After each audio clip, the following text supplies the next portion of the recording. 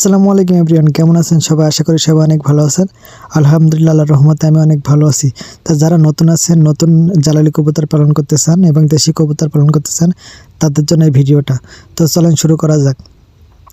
আমি প্রথমত আমার কবুতরকে সকালে খাবার দিয়েছি শুধুমাত্র ধান। আমি মূলত আমার কবুতরকে ধান এবং সরিষা খাবার খাইতে দেই, কেননা অন্য খাবার আমি খাইতে দেই না। কারণ হচ্ছে, অন্য খাবার দিলে আমার মনে হয় আমার কবুতর অনেক অসুস্থ হয়। এর জন্য আমি শুধু ধান আর সরিষা খাবার দিই। আর আমার কবুতর মূলত সব কবুতর খাইতে দিলে আসে না। আস্তে আস্তে কিছু কিছু কবুতর আসতেছে যেগুলো নতুন এবং পাক বাঁধা, সে কবুতরগুলো আসতেছে। আসলে নতুন কবুতর পালতে গেলে অনেক সমস্যার সম্মুখীন হতে হয়। আমিও প্রথম অনেক সমস্যার সম্মুখীন হয়েছি, কিন্তু আস্তে আস্তে যত দিন যাচ্ছে আমি কিন্তু সেই সমস্যাগুলো সমাধান করতে পারতেছি। তো এখানে দেখতে পাচ্ছেন লাল বুনো কবুতর আছে এবং সবজি বুনো কবুতর আছে এবং লাল বর্ডার আছে, সাথে আছে আপনার খয়েরি বুনো কবুতর আছে। তো এই কবুতরগুলো কিন্তু আমি সকালে একবারেই খাবার দেই, আর কিন্তু সারাদিন কিন্তু খাবার দেই না। এই কবুতরগুলো মাঠ থেকে খেয়ে আসে এবং অনেক অল্প খরচে কিন্তু আমি পালন করে থাকি।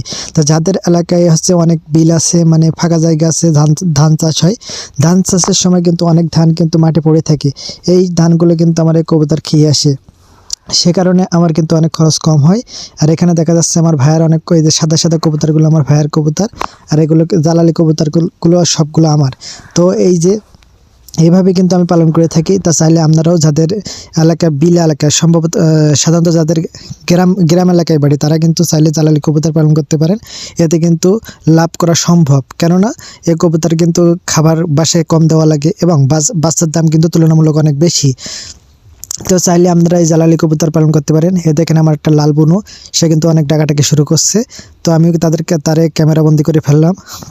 তো দেখেন এই যে, তো এইভাবে যদি আপনারা পালন করতে পারেন, তা কিন্তু আশা করা যায় যে আপনারা কবুতর পালন করে লাভ করতে পারেন। কিন্তু বর্তমান সময়ে যে খাবারের দাম, তাতে লাভ করা অনেক কঠিন, কিন্তু যদি এভাবে পালন করা যায় তাহলে লাভ করা সম্ভব। এই যে দেখতে পাচ্ছেন 4টা বাচ্চা আছে, এগুলো আমার হাতে খাওয়ানো লাগতেছে, কেননা এর মা এবং বাবা অসুস্থ হয়ে পড়ছে, এজন্য হ্যান্ড ফিডিং করা লাগতেছে। তো একটা বোতল দেখছেন, বোতলের মাথায় সহজ করে বলতে গেলে যে সিরিঞ্জের যে সুচ থাকে, সেই সুচের দিয়ে আমি এটা হ্যান্ড ফিডিং বানাইছি। তো হাতে করে খাওয়াচ্ছি, দেখা যাক। এখন তো করার নাই কিছু, এভাবে বড় করা লাগবে। তো চেষ্টা করতেছি যেন বড় করতে পারি, এবং এই কবুতরের বাচ্চা চাইলে কিন্তু আমি ট্রেন করতে পারবো এবং শিকারি হবে। তো চাইলে এটা করা সম্ভব। এভাবে যদি আপনারা খাওয়াইতে পারেন, যারা শিকারি কবুতর বানাতে চান, তো এভাবে কিন্তু শিকারি কবুতর বানাতে হয়। তা আমি আসলে শিকারি কবুতর বানাবো না, এগুলো বাচ্চা বড় হইলে আমি কিন্তু এই বড় কবুতরের সাথে ছেড়ে পালন করব, কেননা আমার এই ট্রেন করা পছন্দ।